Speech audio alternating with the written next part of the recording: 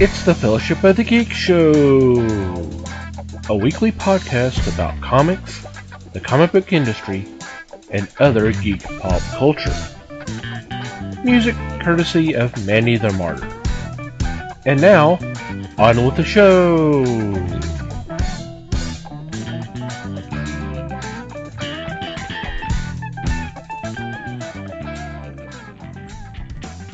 Hey everybody, it's the Fellowship of Geek podcast. My name is Thomas Chick, and joining me for this episode is Mike Marlowe. Hey gang. Les Webster. Hello all. And Liz Newman. Hello everybody. How are you guys doing? Okay. Great. Okay, great. Okay. See if anybody gets that, recognizes that reference, but oh well. So, I hope everybody out there is doing alright. So, what's been going on in your corner of the galaxy? Well, over the last week and a half, maybe 2 weeks now, I actually mentioned this off air last week because I knew Les would get a kick out of it. I discovered that Amazon Prime now has at least a partial and possibly a complete, I have not actually looked to find a list, collection of the films of Christopher Mim, who Les is a big fan of. And so I'm having fun starting to watch some of these movies that Les has been talking about for a couple of years now. I have watched two of them, and they have been very entertaining. They have been interesting style-wise, to say the least. They're both of the ones I have watched have been shot and created in like a 50s type style. One of them was sci-fi and the other one was a horror. And it's kind of a neat idea to kind of go back and revisit some of that stylistic stuff, some of those choices in a modern sense. And so it has been a lot of fun so far. I'm looking forward to seeing several more if I can. Woohoo! And I am pleased that you did locate this, because I think you will see why I was enamored by this BS. It pokes fun at itself, obviously, and because of it, it's funny as all get out. Yeah, there's definitely a lot of... It kind of pokes fun at itself while it's poking fun at the kind of the genre ideas that were going on in the time periods that he's working in.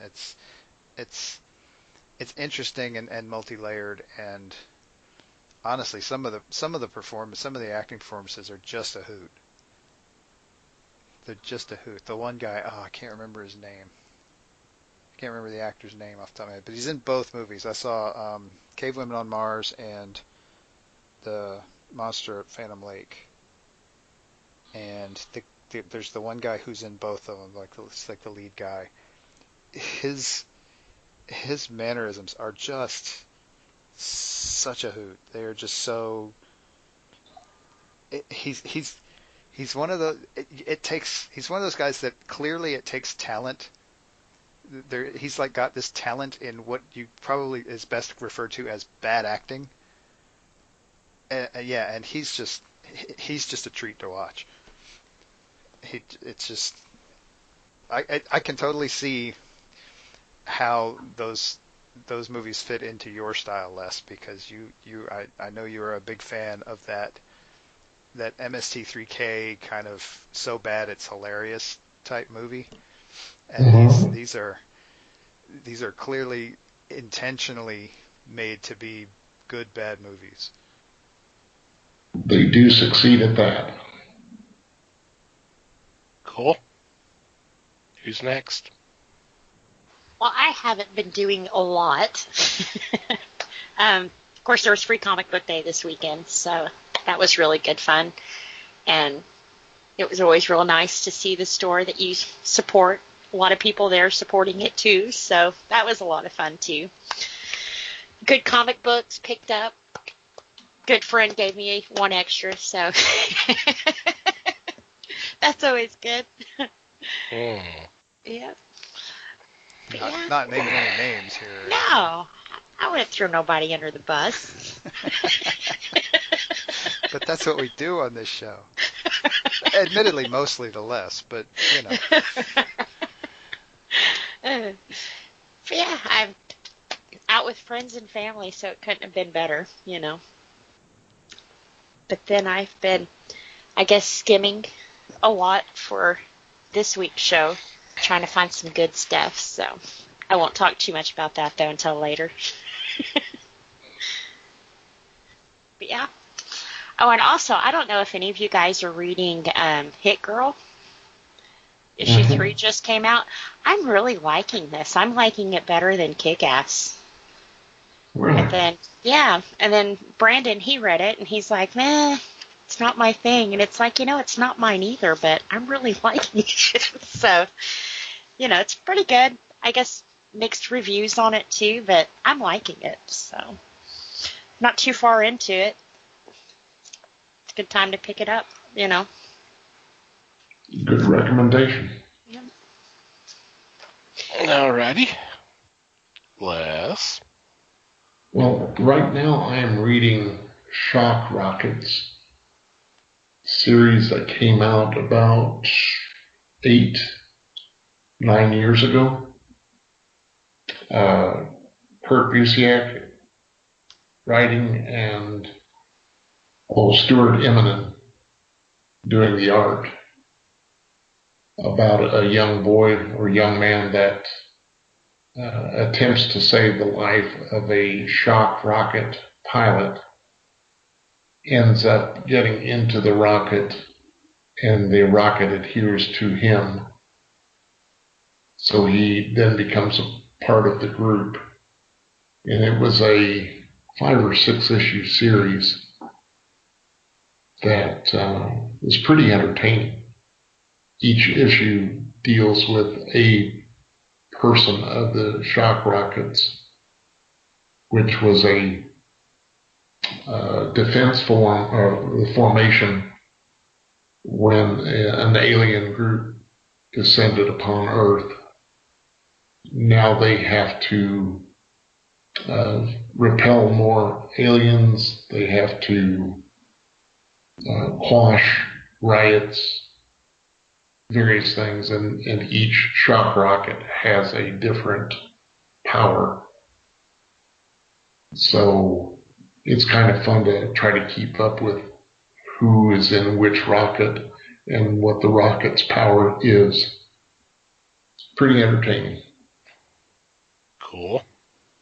For me, as Liz had mentioned, previous weekend was Free Comic Book Day, so kind of busy there.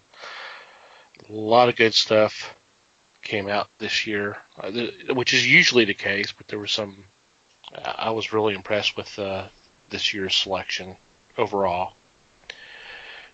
And also, I was checking out a book someone had given me at the store a couple weeks prior, and it's called Funny Face, a amusing history of potato heads, blockheads, and magic whiskers. Now, I don't know why he thought of me when he saw this. Maybe I got a blockhead, I don't know. It might be best not to ask. I didn't. I was just like, oh, that was nice, and kind of looked at it and all that, and then after he left, I was like, And literally, it's the history book of these 3 toys. This came out in 2002 for the 50th anniversary of Mr. Potato Head, and I didn't realize just how much was done with that line. I mean, at one point, a long, long time ago, there was sets, there was vehicles, all for these characters that you literally just put noses and mouths and eyes on a fruit or vegetable. But the other cool thing is there's actually hundreds of color pictures in it, so you get an idea of what the toys look like, and then there's a price guide. So it's kind of neat little. It's a neat little book. It's kind of a fun little read because I never really got into Mr. Potato Head and the Blockheads. It's just basically a little puzzle type thing. But the Magic Whiskers actually refers to the little magnet shaving pictures that the only time I really saw them was at like doctor's offices. You would have a little cardboard picture of a face, and then this enclosure is these magnet shavings, and you take this little stick and you use it to move the shavings up to do the eyebrows and the hair and the facial the facial hair and all that kind of stuff. So if y'all didn't know what I was talking about when I was talking about Magic Whiskers, that's what it's referring to. So it was kind of an interesting little book, a fun little read, and just looking at a lot of the stuff, especially from the 50s and the 60s. That seemed to be, obviously with Mr. Potato Head, that was the start of it, so. Cool. Yeah, which is why we probably didn't get as much exposure to that one, because that's... Well, when I say we, I mean you and I specifically, because that was right before our time. Yeah. I remember the Magic Whiskers thing. They used to sell those for like $1 at like the 5 and dime store when we were kids. Yeah, that's true. Yeah. And I don't. I maybe bought one. I mean, it wasn't a huge. I wasn't. It was cool. For a minute, basically. So I may have bought one in my time, but it wasn't a huge impact. But I remember seeing them a lot around that time frame. Yeah, now that you mentioned, I remember seeing them at the 5 dimes, but it seemed like I never really saw them anywhere else unless it was like at a doctor's office. It's right there next to the highlights and the highlight magazines and some whatever books. Little kid section they had to keep kids occupied. Right. Yep. That was high technology back then. Woohoo! No batteries needed. That's right. I remember those. And then you graduated to Etch-a-Sketch. Yeah. Well, I had Etch-a-Sketch. That was fun. Yeah, that was fun. Yeah, you say that was fun. That's because you were more artistically inclined than I was. For me, it was just a bunch of damn straight lines. Well, a lot of times it was nothing but straight lines, but it was kind of fun. Just turning the knobs one way or another and let it just kind of go batshit crazy. Fun. And now, Mom, come here. Look. Yep, and now we have smartphones. See, I grew up in Colorado, and our grandparents were in Oklahoma and in Dallas. So I got pretty good at Etch-a-Sketch in the car. Oh, I bet. Yeah. 14-hour trips, Yeah, and Mike's right. It's not those type of things now. It's tablets. So yeah. Yep, why do that when you can play a fairly high-tech video game for 14 hours in the car? True. And we mentioned that I saw something the other day, just yesterday, I guess, that, and y'all guys might have seen this, that they're removing the analog clocks out of schools. Did y'all hear about crazy? this? Yes. And the reason why is because the kids don't know how to tell time. And it's like, well, they are in school. They could be taught, but hey, what the hell do I know? Right. Right. What's the practical value of teaching them that? I mean, shit, all that. Ask a kid what time it is. He pulls out his smartphone and flips it on, and it tells them what time it is in nice, readable digital numbers. Why waste a week learning how to read a clock when you will possibly never literally have to know it? What's Unless the you're other standing in practical? line at the DMV or a doctor's office Again. or a hospital. Pull the phone out, boom, there it is. You can't in a hospital. You can too in a hospital. Uh, You're not supposed to. They have big signs everywhere telling you not to, but you can. You go to check the time and the old guy next door explodes. It's not like they shoot you if you do it. I mean, come on.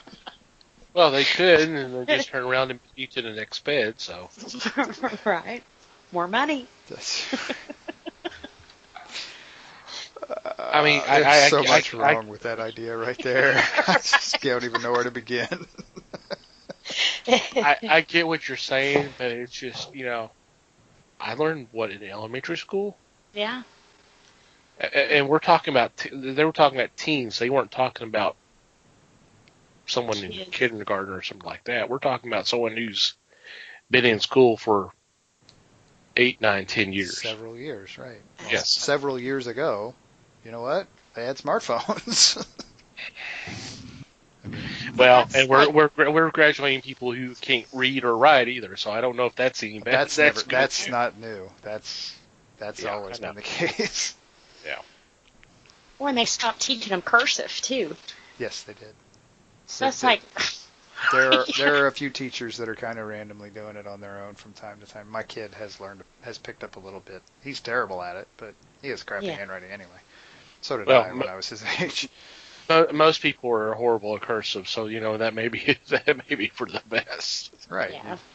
You got better at it because you used it all the time, which is not the case anymore. Right. So now we no longer have to speak in code to our kids. We can just write it in cursive. Pretty much. That's true. Yeah. Well, there's always Pig Latin. Yeah, they pick that's up true. that pretty quick. Trust me on that one. They figure that out quick. Yeah, if all the video games on their smartphone teach them anything, it's problem solving. Yeah. See, they ought to make an app that teaches I them don't how to know tell that. time. But Maybe they'll learn. again, there is no other practical use for that skill. It's simply another code that they just don't need anymore. That's the whole point. See, my mom was a nurse, and every watch she ever had to be analog. Just, So that's what I grew up around. And Oh, see, I'm the weirdo at work that my computer, I have the little widget thing with the analog clock on my computer screen because I don't always want to look at the digital. I mean, they're both there, but I use the analog. I'm right there with you. I get it. yeah. But I also sort of see the lack of practicality in it. Most of the stuff they teach them has no practicality in it, Yeah. Heck, I graduated from high school not knowing how to balance a checkbook, do my taxes, anything to live in the real world. But hey, I could tell you where Custer took his last stand. Really? You got a leg up on most people. Can you? I'm calling your bluff. Where did Custer take his last stand? In the middle of a field with Indians surrounding him. I don't remember the name. You busted me. Little Bighorn. Right. There you go. See, I knew that. Well, but it was a big field, wasn't it? I'm not arguing. It was, but that's not. That answer wouldn't have worked on the history test any better than it does here.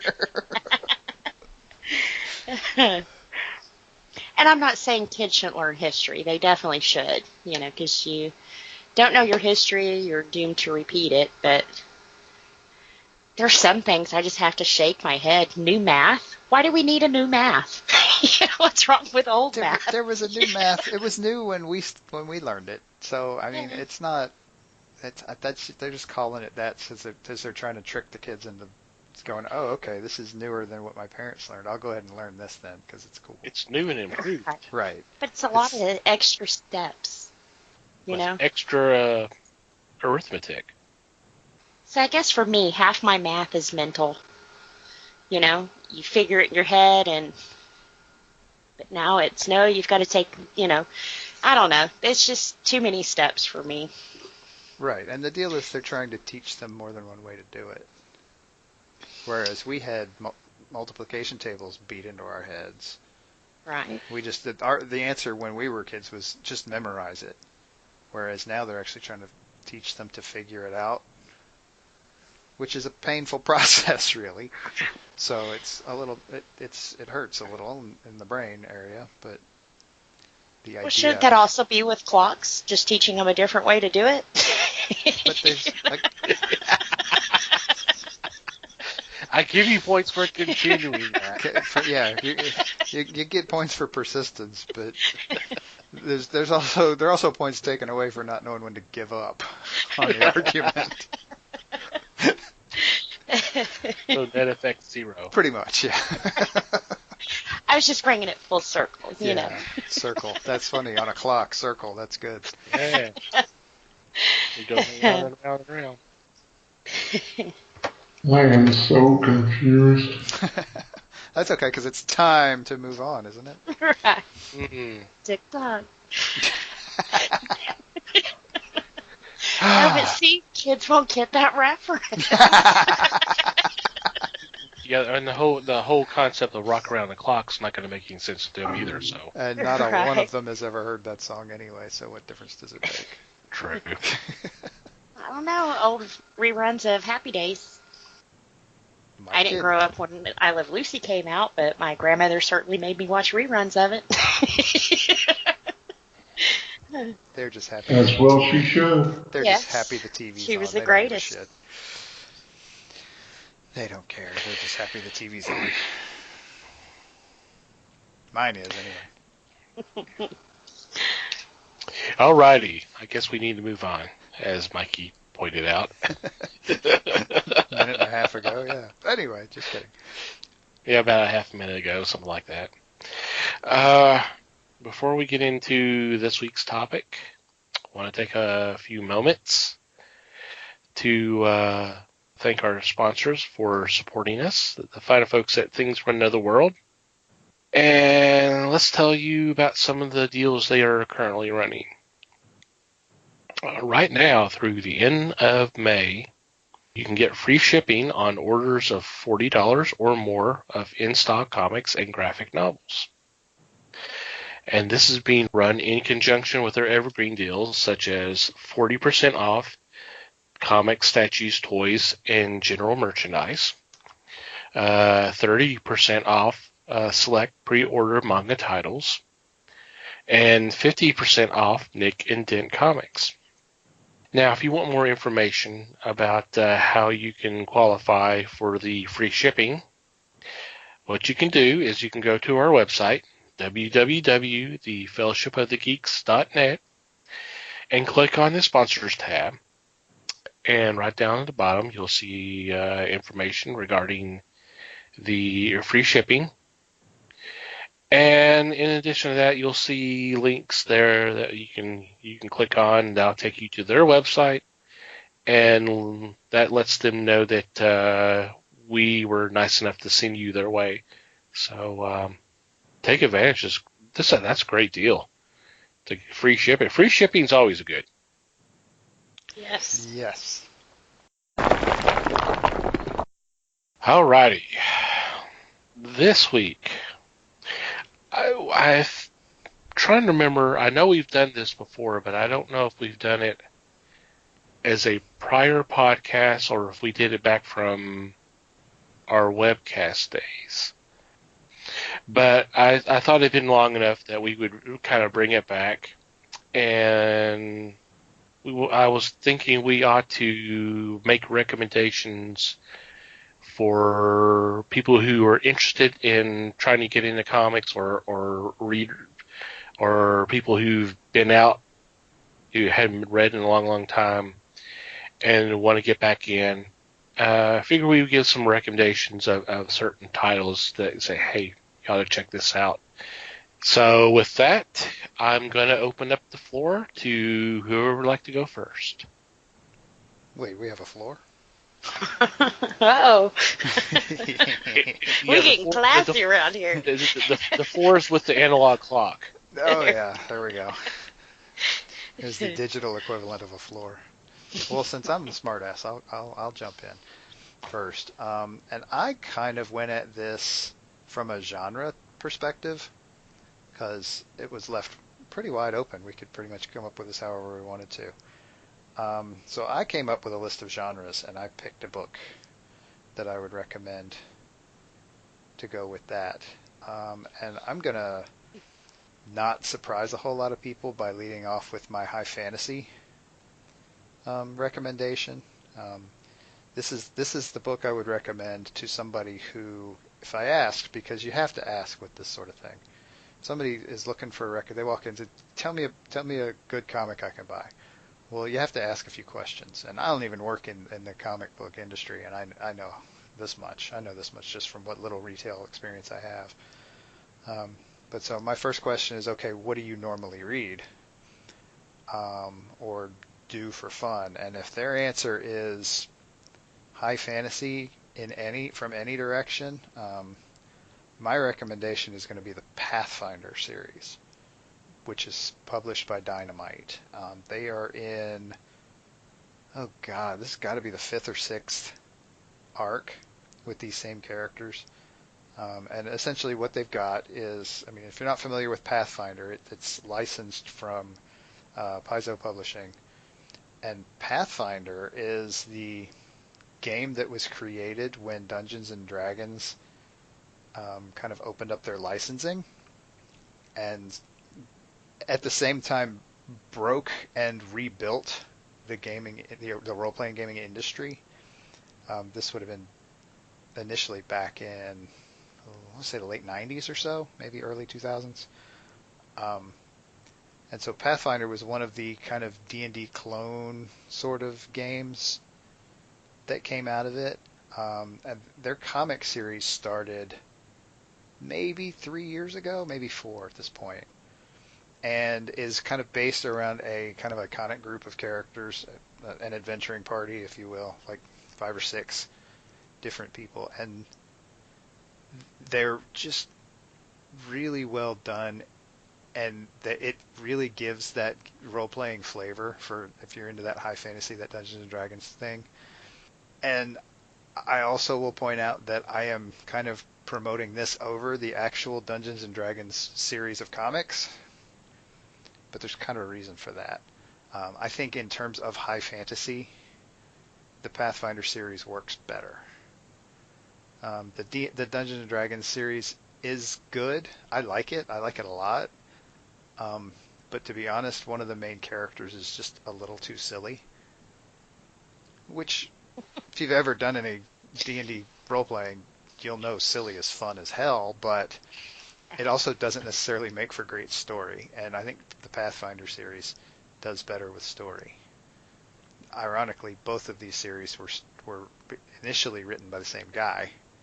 Right. One of my favorite writers out there right now, Jim Zub. But yeah, so for this particular genre, I think Pathfinder is a great way to get people started, and you can. It would be best to pick up to hand them the first trade, I think. But I mean, you really could hand them almost any of the trades for these, and do just fine. Good choice. I'm not surprised, but that's a good choice. Yeah.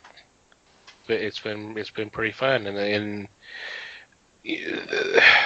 the other thing that helps is they've been through, I want to say, at least 3 different writers, and the quality has not lessened at all. I mean, the most recent arc is just as good as the first one, and it just works well. It just there's great character interaction. The stories have been nicely structured. It has just worked the whole way through. That's awesome too. Didn't they do like a series of one-shots that kind of used other properties? Like there was like Pathfinder with like Red Sonja, something like that as well.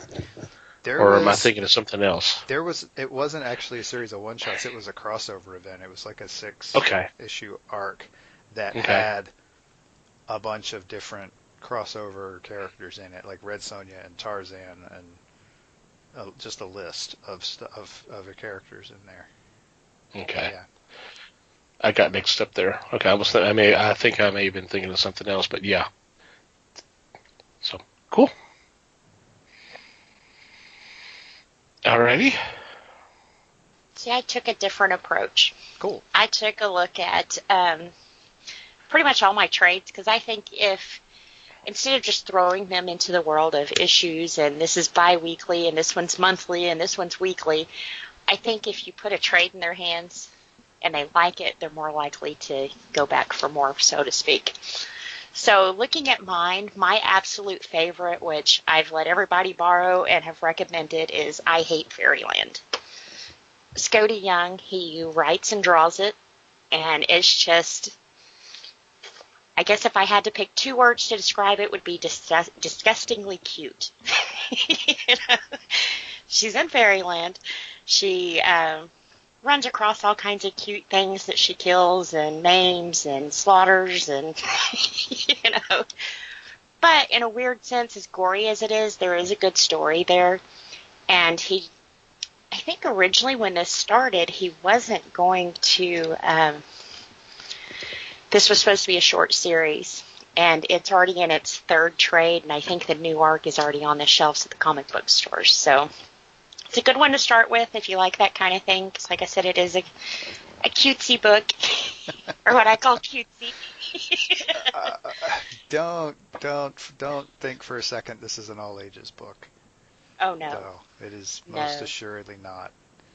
I wouldn't let anyone under teens definitely even look at the book. Right.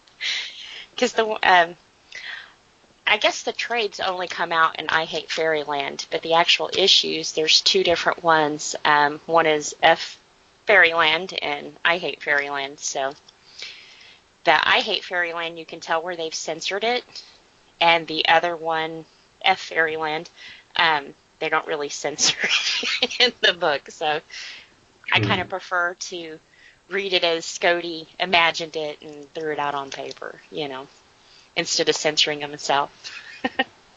But this is, I mean, it's really good. That's why I was really excited when I found out he was taking over Deadpool. It's like, yes. Yes. Yes, he can do that. He can do that. He can totally do that. Yeah.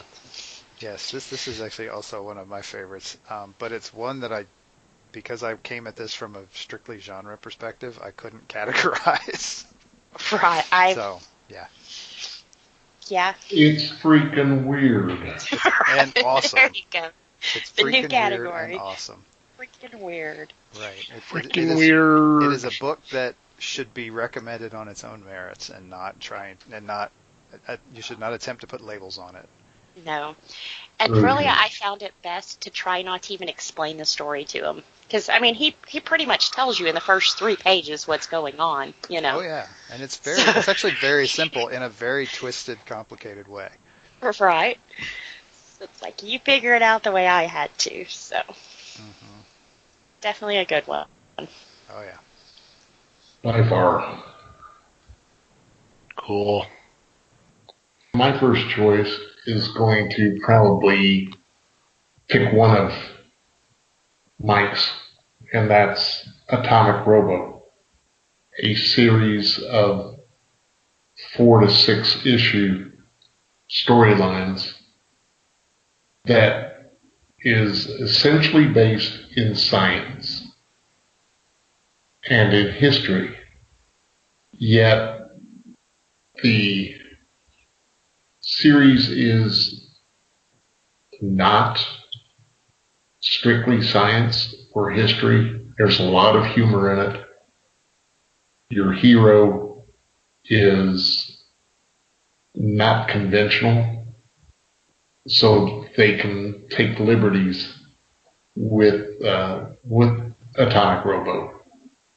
It's essentially for all ages, yet it is highly amusing, and to me, some top-notch writing and some very simple artwork that pull this together and make it most enjoyable. It's an easy read. You really don't have to know a lot of background other than the first story arc. That is the creation of Atomic Robo. And then from there, it just spreads wings and goes whatever direction it wants. And as a result, it gives you some of the finest storyline and artwork out there right now. Yeah, no argument here. Yep. Obviously. I was confusing that one with Dave till you said it was for all ages. Wow.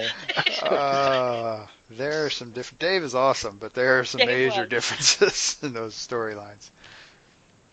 Cool. For my first choice, there's already first trades out, and they're in a couple issues of their second story arc. And this has been a really fun book. Kind of fantasy and kind of outer worldly, if you want, if I said that right, because I'm having problems talking all of a sudden. But it's called Elsewhere, and it plays on the idea, well, what happened to Amelia Earhart when she disappeared? And it's writer Jay Fairber says that she's gone over to this other world, and it's been a hoot so far. I've enjoyed the heck out of this, and so smartly written. I try to talk about this one every chance I get if someone's looking for something for a fantasy title. And like I said, the first trade just came out a couple of months back, something like that. So Yeah, Good choice. I like that one too. It is an interesting blend of historical and fantastic, yes, for sure. that's better than what I said. Yes. With nice twists. Yep. An interesting cast of characters, to say the least. But overall, it's been really fun. I just enjoyed the heck out of it. Yep. Okay. Mikey, That makes me again. I guess that makes you. I'm going to jump around on my list a little. Okay, that's fine. I'm going to jump to my crime book. Uh-oh. And this is one I have talked about quite a bit on the show. And it is Kill or Be Killed. And I am kind of intentionally categorizing it as crime because it is definitely written from an interesting point of view, to say the least. The main character is actually the criminal, and he's got some really interesting reasons for his crime spree, and he goes to great lengths to explain them. And there's a narration in this that is a lot. It's a lot of fun to read because he's a very unreliable narrator, and I'm going into some kind of technical ideas here, but he's not. He's got a really very interesting story, and he's not necessarily very good at telling a story, but it works to actually tell a really cool story. And I have no idea if that makes any sense.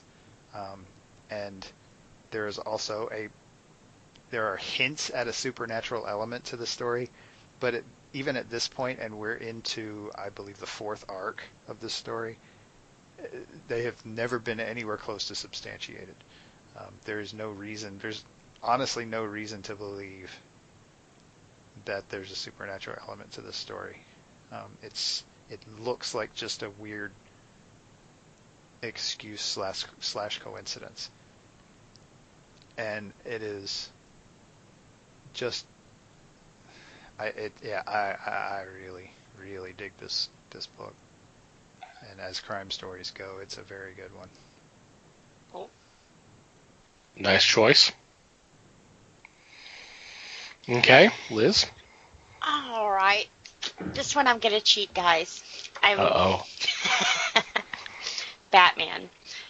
How many times have you been asked, well, I like Batman, what should I read? Well, Batman's got like 20 titles on the shelf right now. It's going to kind of be hard to jump in. So I went with Basic Batman, Killing Joke, which of course I think is probably one of the best Batman stories wrote. And it kind of explains that psychotic relationship that Joker has with him. And, it was true. Just one bad day is what separates him and Batman.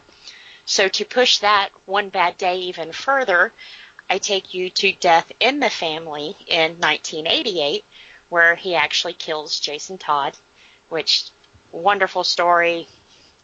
Definitely have to get the trade on that one, which brought me to Death of a Family that came out in 2012, where once again, he really throws Batman through the ringer and tries to once again attack Batman's family, which is, he would never admit it, but his family means everything to him. So my essential Batman would basically be those three. Read those three, and I think you would get an understanding of who Batman is in our comics and how so much different he is than the movie Batman.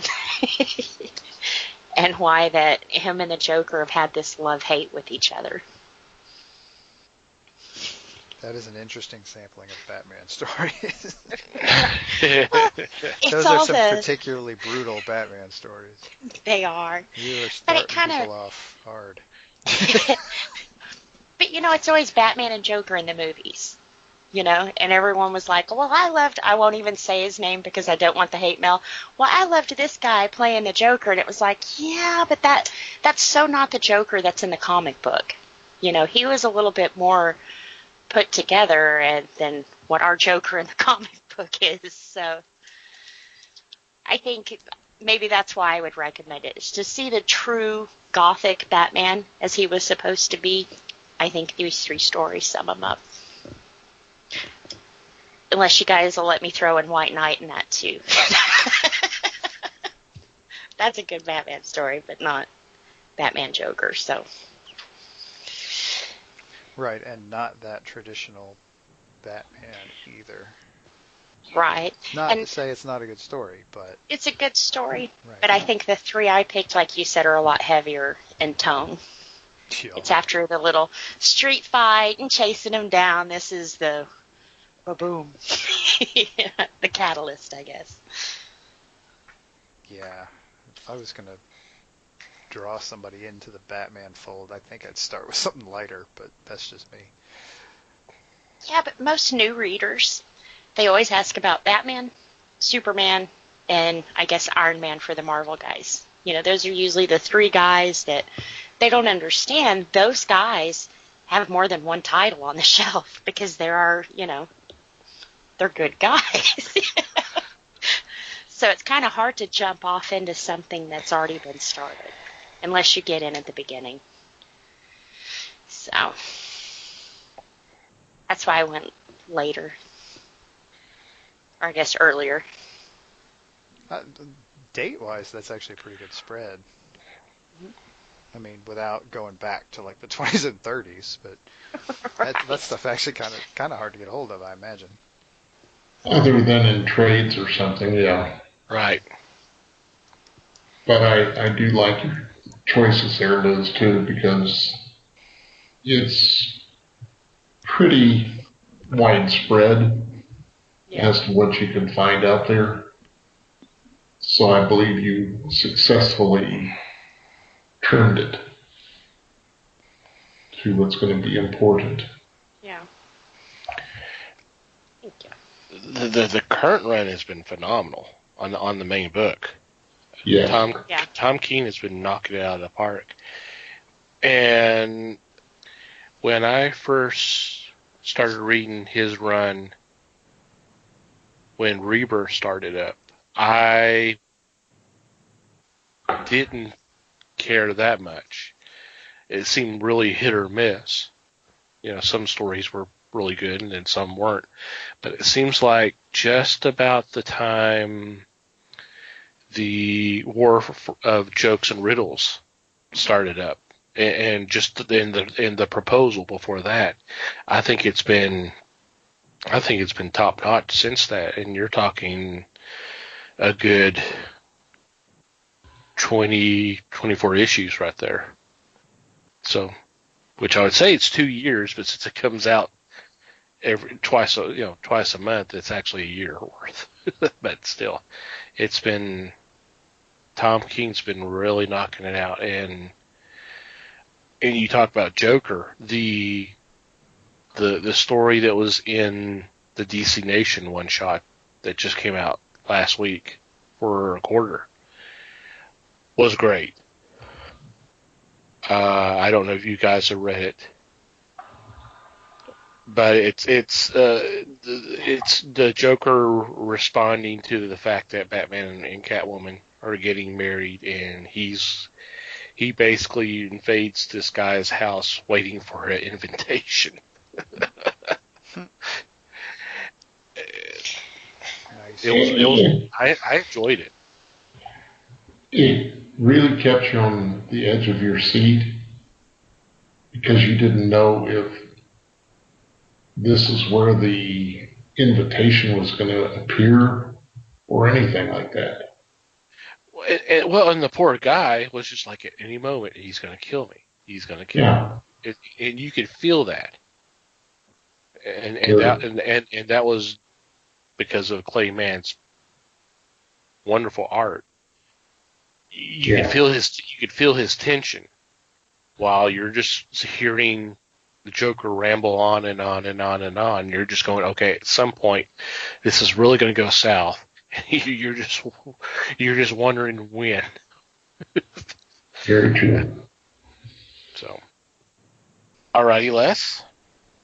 My next title is a series. It's been collected in 9 books.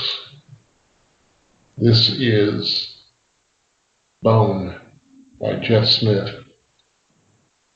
This again is a fantasy title, but it tells of a young character that is leaving Boneville and trying to understand what kind of world is around him. It's a very fun read, and I'm thankful for that. It ran around 30 issues, yet each issue was significant, and as a result, it shone, whatever, shinned, whatever happened. It was just so much fun with this because Smith's art was very simple, another example of simple, yet the stories were very, very intriguing.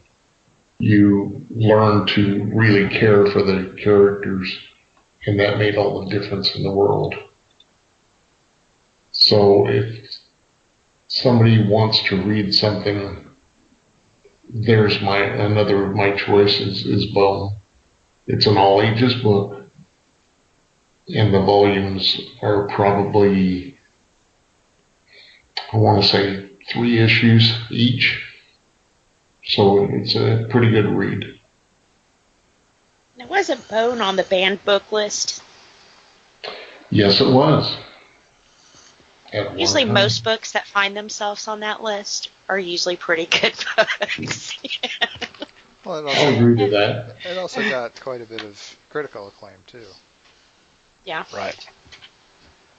So it was fairly well known for that, and so yeah, and then it gets banned, which just makes it even more popular. So Yeah. Hmm.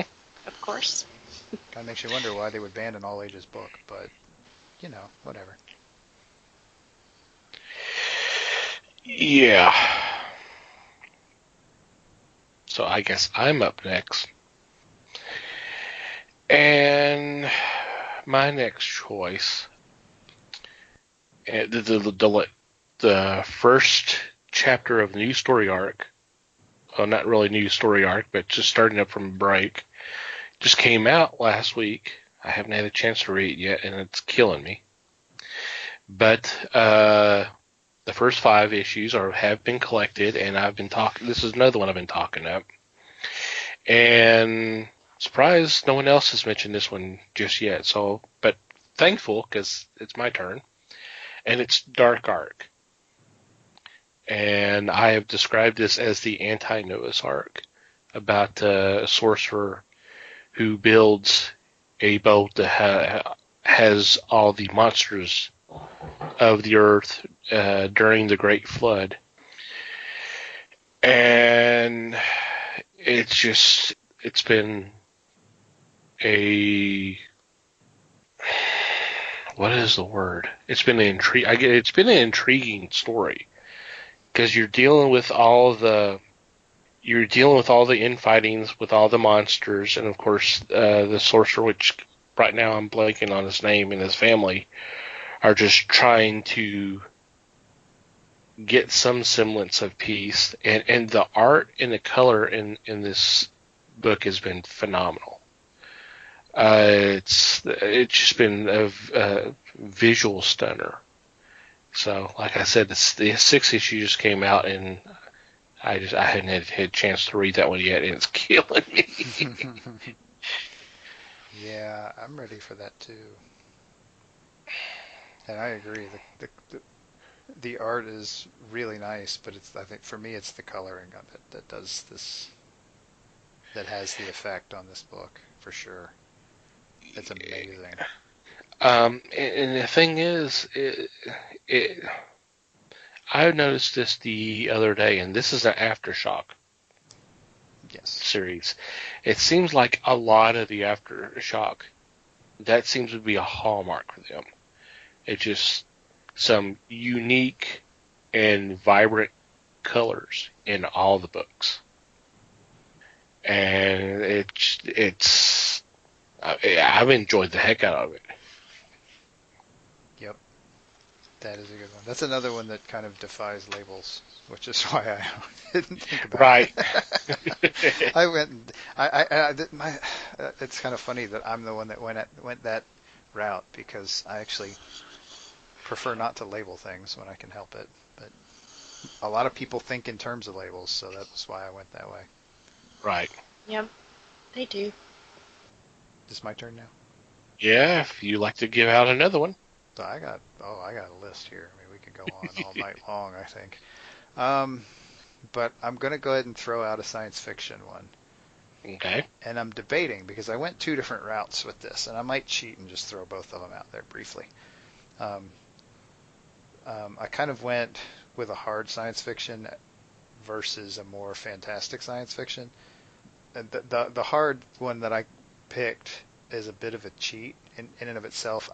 I was looking at Invisible Republic, which is a book I plugged. I wish I could say I knew there was going to be a 4th arc, but I have no idea. There were 3 arcs. And the reason it's kind of a science fiction cheat is because it's really more of a political story than a science fiction story. It just happens to be set on another planet. But it is a really engaging political story, which focuses on 2 different time frames. It is set in a time when what is essentially an evil empire has fallen, but it also flashes back to the memoir of someone who was involved in the creation of the evil empire 40 years before. So there's just a really, really interesting perspective thing going through this whole thing. The other one is a little more sci-fi, and honestly probably could be cross-referenced as horror. And it is another one I plugged a lot called Southern Cross, and this is one I think we're kind of I don't want to say we're actively in the third arc of this one, because man, the issues have been slow lately. But it is the story of a freighter which has disappeared in transit between Earth and one of the moons of either Jupiter or Saturn. I can't remember which one off the top of my head. Like I said, it's been a little while since I've seen an issue of this. But it is there are some dark horror elements, there are some dark crime elements, and obviously kind of the science fiction aspect, and it's a very well woven story. And I tend to be big on promoting story when somebody asks me my opinion on something. So it is a very cool book. Both of these are very cool books, and they're very, very different, although there's some very similar kind of themes going through them. Different approaches to some similar ideas. It has been a while, hasn't it? It has been too long.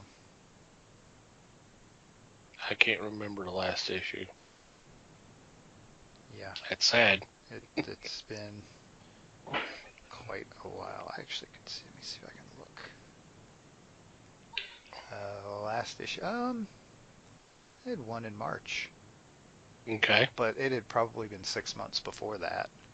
For the one before. The 14 came out in March. I bet 13 was something like October, November. It's just been slow. Yeah. The next issue comes out tomorrow. Woo-hoo. Sweet. Alrighty. All right. My next one, I've talked about it several times. I'm going with Huck. I think if you want a break from a superhero story, this is the book to read. They did an interview with Mark Millar, who's the writer on this one, and he said that after seeing Man of Steel, it traumatized him so much that it made him start thinking, that about the superhero movies have taken us to a very dark time.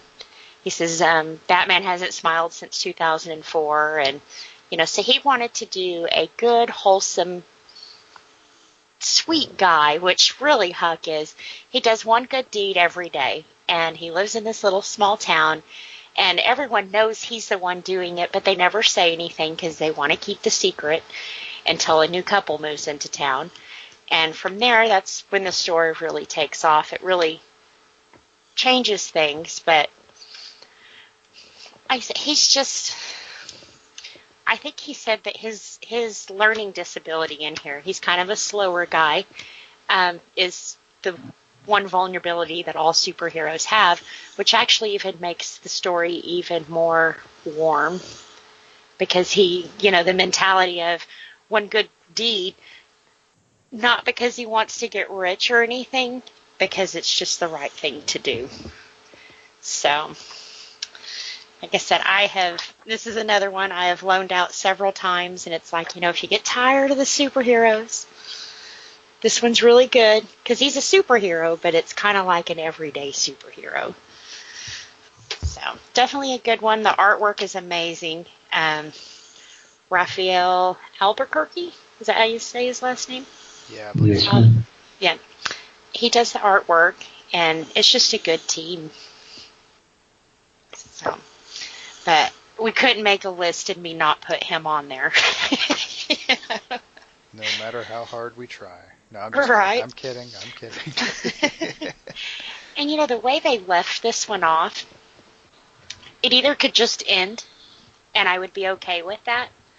But like the little boy in the story and the way, the last page was, I think it could lead into more stories later for him. So I think he kind of wrapped it up, but still left the door open for himself if he wanted it. I'm hoping he does it because, like I said, it's just a really good book, Makes you feel for the main character for sure. Yeah, and I like this as a pick for this because it does deviate so much from the typical superhero story. Yep. And, I mean, you won't find any superhero books on my list. Not because they're not important or not because they're not good, but because there's just so many other options out there. And if you want to bring somebody into the idea of comics, for my money, you want to hit them where they already get excited, what the stuff they already enjoy. Yeah. And there's not, I mean, comics is where superheroes live. So you kind of can't almost lead them into comics through superheroes because I mean, everybody's heard of Batman, sure. Yeah. But it's not going to mean the same thing if it's kind of not where they already are or want to be or whatever. So that's why I'm going at this through other genres, is because that's how you want to bring them into the idea of sequential art and reading a visual story. Yeah. Pull them in by their nose through where they're already reading stuff anyway. I mean, Yeah. or watching stuff on TV, or however they're consuming media. I mean, bring them in through something that they're already used to. True. See, and I have a sister who, as weird as it is, she's not really into comics. But she's read that one and liked it. So it's different from, and I think that's a lot of the comic books I read. Of course I read the essentials, Batman, Superman, that kind of thing, but a lot of my stuff is kind of off the superhero path. It's kind of the everyday heroes instead of an alien with superpowers, Or a 35-year-old woman stuck in an 8-year-old girl's body. But she's not a superhero. Oh no, definitely not.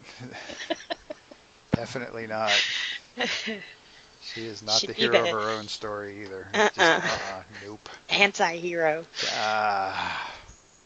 Bordering on supervillain, honestly, but yeah. Yes, she is. Okay. Right now, I'm going to just kind of sit back and take it in. So please go right ahead. Yeah, because Les only really reads 2 comics anyway, so. Right. Yep. Okay, well, mine's superhero, but not. It's not a book that's being put out right now, but you can get all the collected editions. And it's called Loving Capes by Tom Zare. I came across this by accident a long time ago. And you could see that they're, what's the word? Basically a Superman and a Lois type of relationship. Except for and that's what it focuses on. It focuses on their relationship and their circles, both as civilians and superheroes, and it's got a nice little humor to it. It doesn't really focuses on the superheroing or the battles or that kind of stuff. It's just on the relationships, and it was a great read, and anything else he does, Tom does, has been phenomenal. Long Distance was a really good one. His most recent completed series, Time and Vine, I know we've talked about on the podcast a couple of times, and he's actually doing a Kickstarter now to get his latest series as a web series get it into printed form, which the name escapes me right this second. But I loved the series. It was a fun series. Yep, he does a really good job with relationships. Mm-hmm. He writes relationships extremely well. Him and Terry Moore do a phenomenal job. Yep. Yes. And they both draw their own stuff, so. Yep. There you go. Obviously, they're the hardest working guys in the business right there. There you go. Alrighty. Any more recommendations, or we want to? I mean, that's quite a bit right there. I have to throw one more in there because it's probably the main one I'm asked about all the time. Okay. And it's, how is The Walking Dead different from the comic book? So. Uh-oh. Everybody step back. Yes. Here we go. I won't go into the differences, but if you want to know why they broke my heart, so far The Walking Dead has 3 compendiums out, which I don't know if, for a new person, comics come out in issues. We put them together, and in 6 issues, that's a trade. Then in a hardcover, it's actually 2 trades, which is 12 issues, and then the compendiums are comprised of 48 issues. So far, Walking Dead has 178 issues. You're not going to collect all of those. You won't find them unless you dig deep. So I would suggest the compendiums, of course. But if they're just looking for the new stuff that's on TV right now, I would recommend picking up Negan's backstory. I think that explains why he's such a douchebag right now, and that it kind of became how he had to be. Instead of he always was a dick, but he kind of had to get even tougher because of the situations he was in. So, compendiums, guys, those are your friends. And yes, the comic book is very, very different from the TV series. So, well, you have to. Yeah. You have to do that. Well, and what they also don't understand is what's on TV right now was like in the second compendium. We're way ahead of that in the comic book. So we've already seen the end. We've seen the war. We've seen what happens to everyone. So Glenn, with his Popeye, was not that big of a surprise, Which I do think they handled that perfectly from the comic book stance. So some of it they go with us, and then some of it, like this last time, they completely go off the comic books. Which does make the show interesting, but at the same time, it just broke my heart. So I would suggest the compendiums if you really want to read all of that. The compendiums, and here's Negan. Perfectly sums up The Walking Dead. I think we've had this discussion before, but you don't want to do a literal translation from the comics to the TV show, because those who read the books are going to have a head up, and why would and why give them something a little different? And yeah. I don't have a problem. I don't have a problem with that thinking. I don't, except, well, I guess since season finale's already happened, can I go ahead and spoil it? If you want to. I think for me, when they took Carl out of the show, he's always been Rick's moral compass. He's kept him sane, and for them to totally just kill him off, to me it changes the whole story completely. And it was so much different from the story that's going on, because in the comic books he's up walking around with one eye, so I don't know, to me it kind of changed the whole story that I like in the comic books. So little things here and there, like certain people got different people's deaths in the TV show, and that was cool, because it was surprising and you didn't see it coming. But when you take a whole chunk that other stories are built around, to me, it changes the story a whole lot, and it's just not what I fell in love reading. And kind of like Killing Joke, we did want to see that word for word off the page from the book, even though we'd read it, and it's pretty much a comic essential nowadays. But, so either way, I guess, to me, I kind of like when they follow the story, or at least the basic story, and not kill off one of the main guys, Being one who's not read the story other than the first trade, and that was not my cup of tea, which is, hey, that's fine. Yeah. That's actually kind of interesting that they would go the route of, well, let's kill off Carl and go a different route. I think that's kind of interesting. It kind of opens things up a little bit. I can understand people being upset, like you, because there's Carl fans, but it's. See, and if I thought that this would motivate and push the story along, then I would be all for it. But when you read a lot of what's going on in the backgrounds of Walking Dead right now, it's just kind of dirty, and it's greedy. And, I mean, the kid just bought a home in Georgia. He wasn't planning on dying in the TV show, So, to me, I think it was the wrong motivation. If it was going to push his story and make it that much greater, then yes, kill Carl, let's bury him, let's burn him, whatever. But there was more greed behind the firing of him than the story. So that's why I was, I haven't watched it, I'm done. And I think right now AMC's got, 3 lawsuits against it right now because of The Walking Dead? I think greed. Really? Yeah.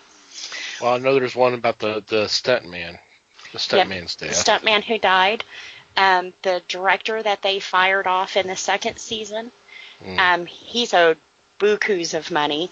A couple of the other actors haven't gotten their royalties. So it's become a money thing for AMC. But when you have the most watched show on cable network, I could see somebody getting power hungry and greedy, They went from no budget to, like I said, being number one. Yeah. Well, it's basically because AMC doesn't have anything else on. Their programming is different. Yeah. They don't seem to want to do 2 or 3 new shows at one time. It's one show, and we'll play to the completion of that season, and then we'll start a new show. Right. And and that's one of the things that bugs me about AMC, because I can't watch anything on that show if I can't watch any of the movies.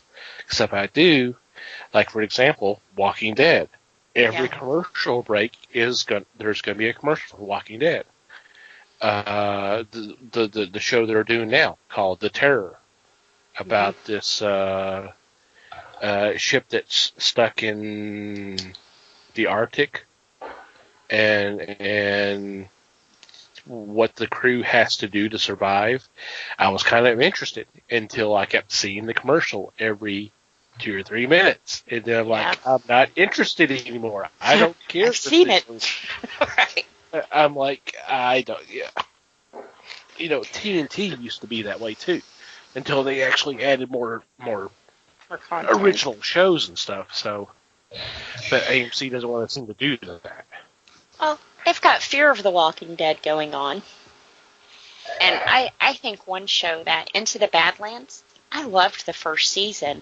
By the time the second season came on, the main character had lost a bunch of weight, and he didn't even look like the same guy anymore. So it was like, I'm lost. And they kind of lost me. So it's kind of like they come out with a bang, and then they just start to kind of fizzle off. I don't even know if they finished the 3rd season of it. 3rd season just started up. Did it? Or Into the Badlands. No. So, yeah. Thomas, you said that they're doing The Terror? Yeah, it's called The Terror. I think it's based off a book that came out a Yes. couple of years ago. I read the book. Now I want to see this. I did not know that they were. I think it's a mini-series, but I think it's just a short-run series of, I don't know, half a dozen episodes or so. But the series premiere was like a 2-hour event, and then the rest of the episodes were an hour. I was definitely curious about it, but like I said, after, you're watching a 2-hour film or 2.5 hours with all the commercial breaks, and every commercial break has one episode or one commercial for that episode, the show. You're talking about seeing 12, 16 spots for it, maybe something like that. That's a lot. Yeah. Well, I can see Mike watching this too, because it is very intriguing. So to me, it was a very, very good book, and this is hopefully it's a well done series. It looked good. I mean, from what I saw, it looked, and I was intrigued. But like I said, it doesn't matter what it is. There are several shows. What was the Killing? I think that was one that was AMC did. There are a couple of other ones that the premise sounded interesting. It looked like it was going to be good, but by the time the show actually started up, I got so burned out of just seeing the commercials for it that no, I'll take a pass. See, and The Killing, it's funny you mentioned that one. I don't have cable, so I don't have AMC, and I got burned out on ads for that show. I don't even know where the hell I was watching them, but I saw commercial after commercial after commercial for that show, and I was like, and I also remember that the spots were not really telling me what the show was about, so I never even got an interest in it. But I remember seeing just a shit ton of commercials for that show. Mm-hmm. I guess on other networks. I don't know. It could have been. Definitely could have been. It just, I don't understand the thinking of AMC. I guess they just assume that someone may be jumping in on any commercial break, and so we got to remind you that. Yep. In case you forgot, Walking Dead. Coming up in Walking 10 Dead, minutes. That's us. Right. We do that one. That's us. Yep. I mean, we've told you that 17 times this hour already, but just didn't want you don't want to slip your mind. Kind of like when a radio station gets a hold of your favorite song. Well, play it over What used to be your favorite song, anyway. Mm-hmm. At risk of derailing this conversation, something else that bugs me that's very simple. Watching local news, and you get the commercial breaks, and you have a local business, and what they do is they apparently have some kind of deal to where, okay, we'll do a 30-second, maybe a 45-second spot, and they'll play that, and then they'll do another commercial, and then immediately after that is the same spot from the previous one. It the same commercial twice in the same break. Yes. Yeah, and that is with local news. It's invariably a car dealership. Car dealership, or one I'm really thinking about right now is a electrical service, electric repairman. Yeah. And you probably know what I'm thinking about since I said that. Pretty sure I have a pretty good guess anyway. It's that kind of stuff really gets on my nerves because it's just like I said, it's a quick little maybe 30-second commercial. It's nothing, but it's like they make up for it. Well, just be glad you don't watch soap operas because they spend that whole hour telling us how much we stink. Okay. Oh, wow. Commercial after commercial after commercial. It's either doing so, So and another much one. soap and deodorant. Oh my god. Well, I And- wish it was just soap and deodorant. Okay, la la la la. And another one that kind of gets on my nerves is one of these that the whole commercial is for this one service, and it happens to be one of these some kind of lotion or something like that that's supposed to de-age you, and you're seeing the time lapse footage of someone who's used this, and it's just like that's the whole commercial break. I'm like, oh my god, I'll go get some popcorn or something. I don't want to watch this. Or how about I'm Sarah McLachlan, and I'm about to ruin your day. And then they have a 3-minute commercial of these sad-looking dogs. Yeah, you weren't eating anything at the time, were you? Because, damn. Oh, I mean, you talk about that. Back when we used to have, I think it was Chiller or one of the horror networks, which we don't have any of them anymore. You know, I can sit here and watch those movies and I don't think anything. And then we go to a commercial break, and here's a commercial for SPCA, and I have more problems watching that than I do. Yeah, which is way more horrific than the movie you were watching. Yes. Yeah. Granted, because I'm watching a film and know it's not real, where what's happening to the dogs and cats and all that. Yes. So, yeah, I understand. Or how about watching a show and then the commercial comes on and it's like 20 times louder than the show you was just watching? Yeah. Why do they do that? Supposedly there's legislation that was passed several years ago and supposed to have been enacted by now that they stopped that.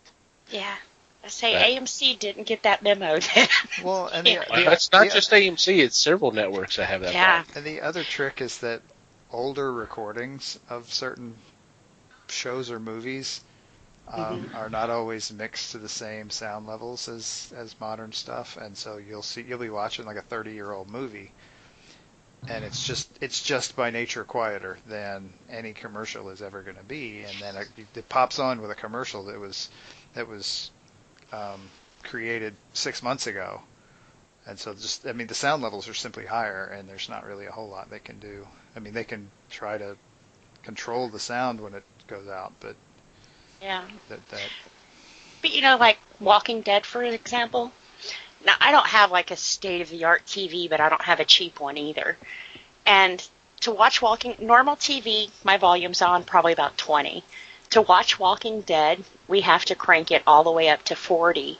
And even then, you have to put the closed captioning on the screen because it gets real soft, or so by the time the commercial comes on, your TV's up to 50, you know?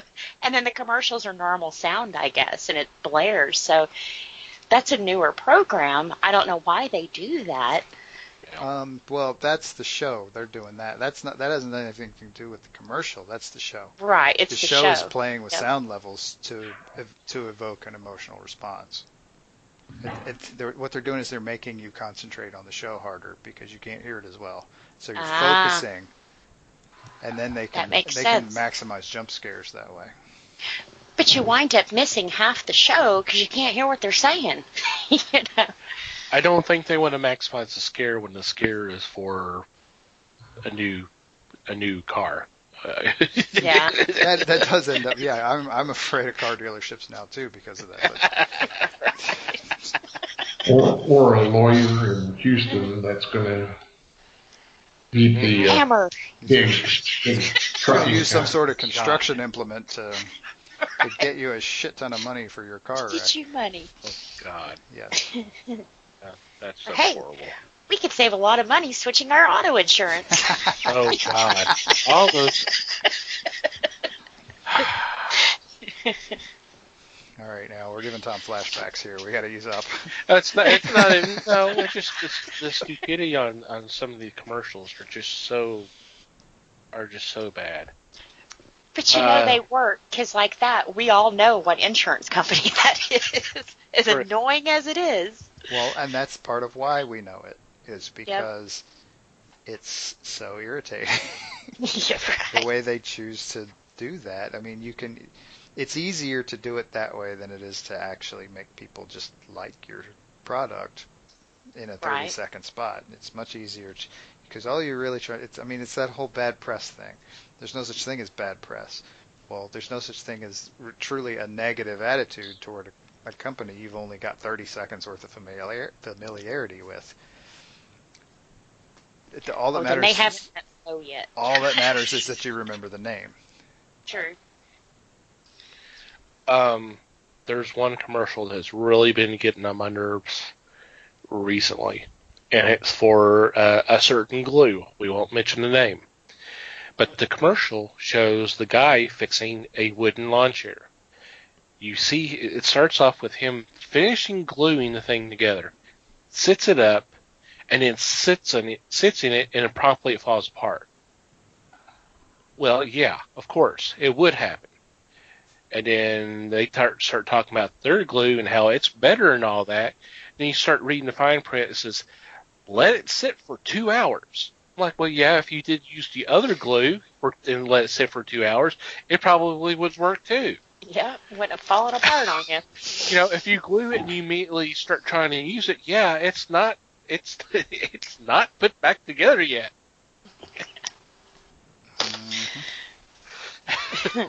Well, and if you read Water there was actors.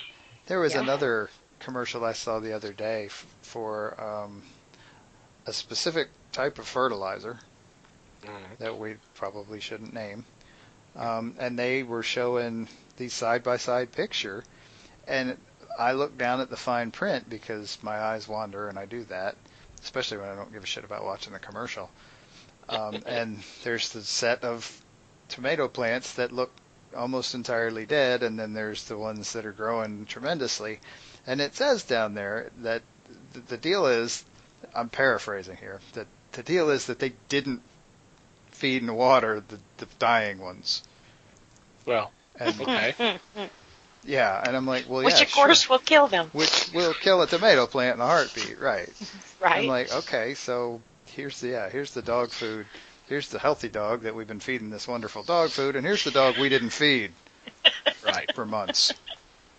Guess But which he's one? been staying with Sarah McLaughlin, so he's right, okay. exactly. Sarah McLaughlin picked him up last week. He's doing fine now.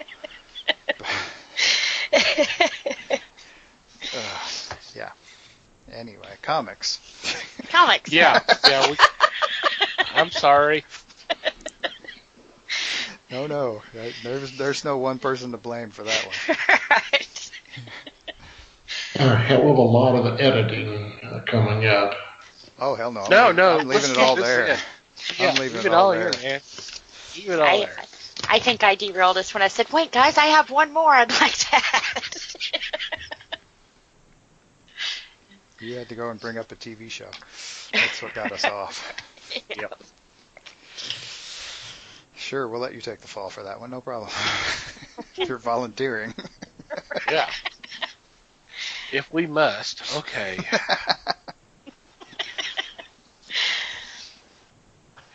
But, you know, Alrighty. honestly, to a new reader, if you're wanting to get into comics, the best thing you can do is go to your local comic book store, talk to the wonderful guys that work there, and I've never been led wrong. So that's what I would suggest. That's what they're there for. They're there to help you out. They want you to check out these books and fall in love and then come back again and get the next issue or the next trade or try something else. Yeah. That's what it's all about. And the more you talk to them, like I said, I know sometimes it makes me feel good when I go in and see, oh, well, this came out and we thought you would like it. And of course I do, just you thinking about me and wanting me to pick up that title, you know, so they do get to know you and they get to know what you like. And just because you wanted to walk in the store reading Batman and you don't like it, continue on. There's a lot of great stuff out there. Yep. This is just a small sampling of what's out there. Yep. And I like that our list didn't contain a lot of the big two either. So, No. other than my curveball of Batman. I think that was the only one of them. So, Yeah. hey. But can you really make a comic list without Batman? You know, he's very popular, and there are reasons for that. And so, yeah, I mean, if any one of them is going to make the list, it's probably going to be Batman. Yeah. And then don't you guys also do like the dollar comics where they can get a good jump off point and well-established comic lines? Yeah. I think all of them are doing that now, aren't they? Large majority, I would bet. Yeah. Yeah. If they're not, they probably should. Yeah. They should definitely look into it. I know some retailers think that's kind of a waste, but I don't. I think it's a low risk for the consumer. Yeah. You know, they take it. You know, if they take that, and if they like it, then they'll want to get the trade, or they'll want to get the books. And if not, they're not out a lot of money. Right. And they don't go there anymore because it was too expensive, you know. Unless Les is working that day. Yes, because if Les is working that day, he'll buy it back from you. Oh, I was about to say, if Les is working that day, your bill's going to be like 3 times more than you normally spend. Well, that too. Just trying to help you out. Oh, you do. Which way did you come in? But that's good too, because, like I said, Les knows what I like, so I don't think he's ever put a book in my hands that I didn't enjoy. Well, thank you. Mm-hmm. Aww. The first time for everything. Knock it off. Right. Which is why I'm willing to let the Kentucky Fried Movie go.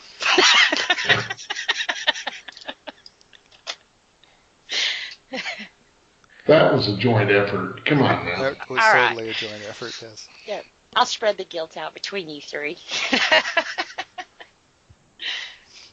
I stand by it. Yay. Yeah, I mean, it was funny, yeah. You used to enjoy it as much because your son was sitting there next to you. It's just not all ages. No, nobody. Well, we never said it says R on the damn disc. What more do you want? We never told you it was an all ages title. I didn't watch it on a disc. Whatever you watched it on, it says R somewhere in there. He's got you there. Right. But so was Deadpool, and there wasn't a lot of boobies running around. There was, but not a lot. No, there were other things. Yeah, there was other things, definitely. Other things going on that, yeah, they're not for the kids. No. All righty. On that interesting note, we are going to take a break, and when we come back, we'll have our weekly picks.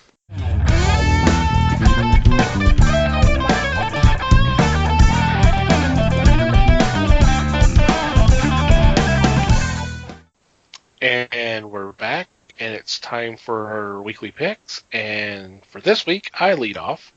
For my first choice, I'm going with DC Comics, and it's a new series called New Challengers. And this is part of their Age of Heroes line, written by Scott Snyder and Aaron Gillespie, with art by Klaus Janson and Andy Kubert. So it's going to look beautiful. And the story should be pretty cool. It's springing out of Dark Knight's Metal, which all these Age of Heroes seem to be doing. And this is really a new take of the Challengers of the Unknown. So I've already got Les's attention here. Oh yeah. And I'm a fan of Challengers as well. So I can't wait to see what they have in store for us. Don't know. These is going to be entirely new people, a new crew. So I'm definitely curious. See where we go with this. Next is Les.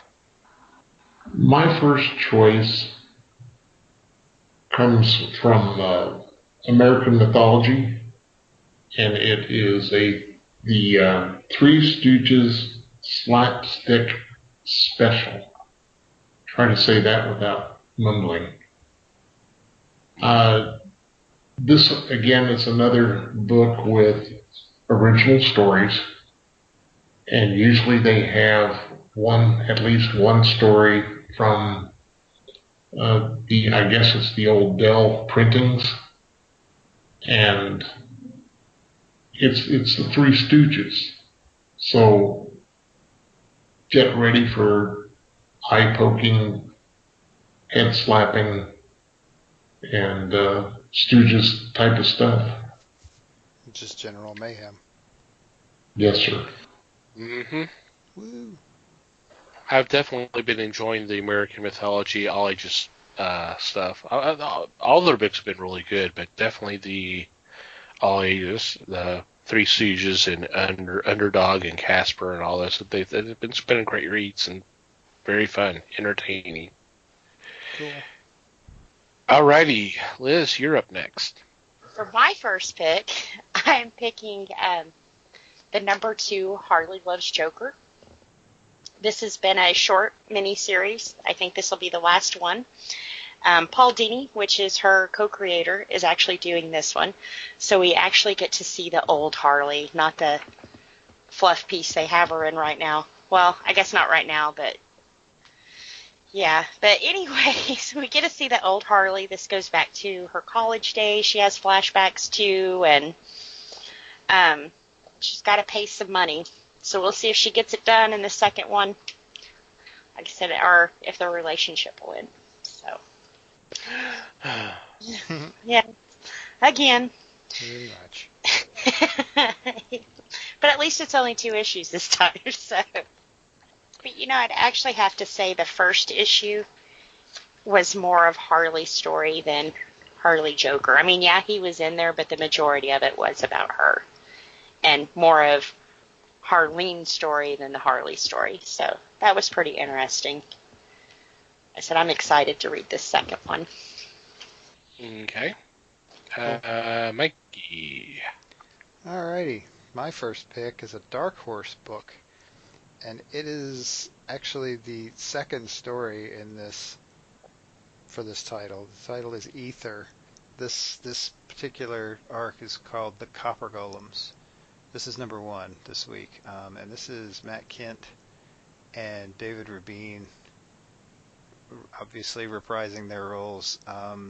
Ether the first arc was very interesting. The guy named Boone travels between Earth and this sort of magical world called the Ether, and the trick being there that the more time he spends in the Ether, the more disconnected he becomes with Earth when he gets back.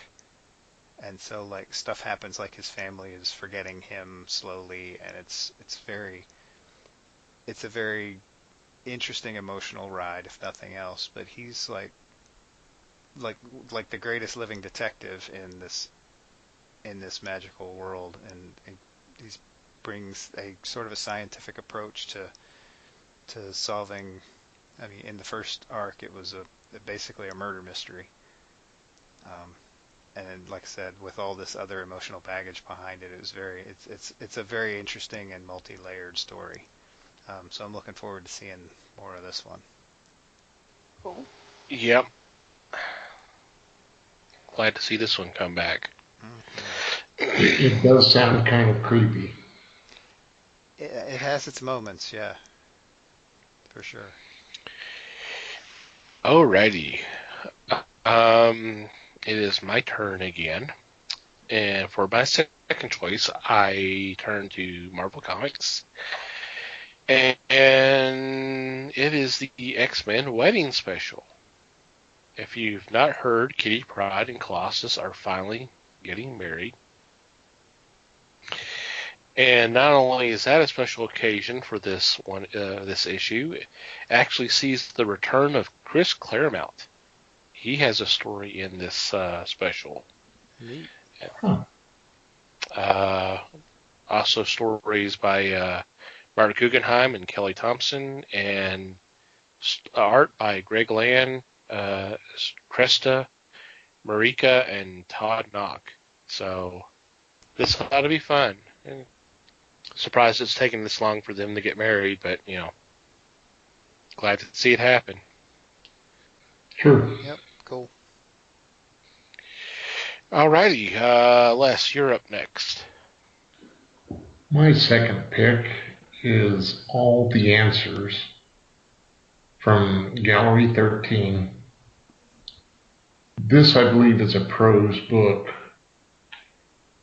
It deals with Joel Kupperman, who became one of the most famous children in America during the Second World War, because he was one of the geniuses on the Quiz Kids radio program. This book has a story following the childhood in the public eye, and then to go to the public derision. And Joel Kupperman spent the rest of his life as removed from the public eye. This is written by Michael Kupperman, and it just seems interesting to me to see the machinations of what happened. The child was known throughout the U.S., and then he was forgotten, and he was also vilified. It just one of those interesting books to latch onto. Cool. Definitely interesting. That's a fascinatingly different story than pretty much anything the rest of us are doing. So that's cool. Yep. There it is. Alrighty, Liz. All right, for my second pick, I'm going with Garth Ennis's new A Walk Through Hell. This is going to follow two FBI agents. I think one's the burnout, and the other one's the young, let's go get 'em kind of guy.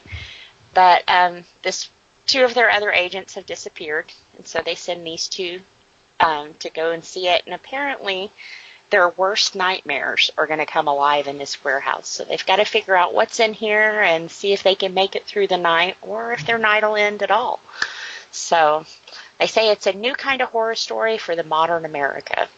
But anything by Garth Ennis, of course, is going to be a little dark. So just a little. Think? A bit. So I'm really excited about this one. It sounds really good. Yeah. This one has piqued my curiosity. I'll definitely want to check this one out. Mm-hmm. Sounds cool to me. Yeah, Garth Ennis is a master storyteller. He is. Yep. And the thing is, you talk about the fact that the pair, you have the one who's the veteran who's tired of it and wants out, and you got the young go-getter. It's kind of interesting that they flipped it, because the veteran who's seen it all and wants out and all that is a female, and where the young, hey, this is good, what's this? Yeah. As a guy, I think that's kind of an interesting switch, because it's usually the other way around. So I think this is gonna be kind of in addition to everything else, and the fact that Garth is writing it, that you've got that element as well. Yeah. Alrighty, Mikey. Okie dokie. My second pick is an Image title, and this is actually the first trade, and I hope there's more trades to come, because this one's a lot of fun. This book is called Evolution, and if you are not familiar with this, it is actually co-written by 4 different writers. They're kind of there are kind of different storylines going through this, and the ultimate overarching story is that something is happening to humanity, and some of the storylines, some of the people in some of the storylines are thinking that it's some sort of mutation. Another group thinks it's a disease, and they're all kind of moving towards the idea that maybe this is some sort of, like the title says, some sort of evolution step that's jump starting. And this is very much written like a horror story in its own way. I mean, each of the storylines is a bit different, and some of them are more horror than not. But it's a very interesting way to kind of come at this story from several different angles at once. And the writers are, I mean, pretty much all of the writers involved are awesome anyway. So it's definitely worth taking a look at. And I find myself I read the individual issues, and I find myself wondering how much easier to kind of process that it will be in trade. Or if it'll be easier at all. It might actually be harder to process in trade. Who knows? But Cool. It's pretty cool. Alrighty. And our honorable mention is... The Ballad of Halo Jones. This is a publication coming out of 2000 AD. And it's an Alan Moore book with illustration by Ian Gibson. This was a story arc that ran in the newspaper 2000 AD, put out by Rebellion / 2000 AD Publications. And Halo is an 18-year-old who yearns for the infinite sights and sounds of the universe. So from there, it just takes off. This is the color edition, and it states volume 1. So I'm suspecting that this will come out more often. Cool. Cool. sounds like fun to me. Alrighty. Any special shout-outs or mention this week? Well, Sunday when our show does come out, it will be Mother's Day. So I want to say Happy Mother's Day to all you mothers, and thanks for having us. Yeah, a great gift for your mom on Mother's Day would be a wonderful podcast to listen to. There you go. Well, I can't even say it with a my straight mother wouldn't face. listen to this, but somebody's mother's listening to this, right? If you Probably. are, leave us a comment. Yes, please let us know. Let us know. Good sentiments. Any other ones? Or I don't think I can top that. yeah, because I was about to say, should we quit while we're ahead? So Yeah, I am in the ditch.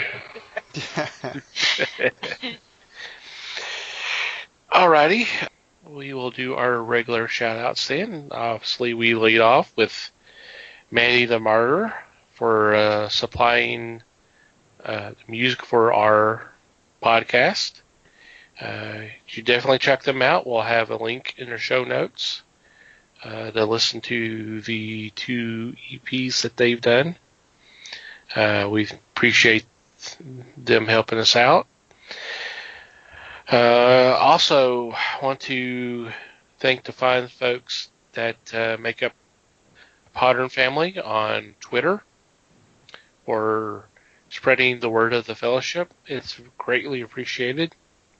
We highly recommend you check out all the incredible shows that are out there. And for you to do that, all you got to do is go to Twitter and search using hashtag Podern Family. That's all one word. And knock yourself out. A lot of good stuff out there. Thank you guys for your support. And finally, you, dear listener, thank you for downloading and listening to today's show. We appreciate your support in the past, and we greatly value your feedback. If you have a comment, question, suggestion, complaint, observation, whatever, please feel free to send it our way. And there are several ways you can do that. Email at thefellowshipofthegeeks.net, or you can go to the website and click on the About Us tab, and there's a contact form that you can fill out if you'd like. You can also follow us on social media. We are on Facebook, The Fellowship of the Geeks. Feel free to give us a like, and if you need to contact us there, feel free to do so. And obviously, we are on Twitter, at Fellowship Geeks. Feel free to follow us there. And you can follow our personal accounts on Twitter if you'd like. Mike is at Mikey Geek. Liz is at Newman_L. And I'm at Tom TC Geek. Feel free to follow us. And wherever you download and listen to our episodes, whether it's through iTunes, Google Play, Stitcher, YouTube, iHeartRadio, or Spotify, if you could, rate our show, and if you have a couple extra moments, a review would be awesome as well. Any final thoughts before we say goodbye? Just thanks, everybody. Thanks, everybody. Thank you very much. Thank you very much for listening. We appreciate your support as always. And until next time, have a good week, read more comics, and support your local stores.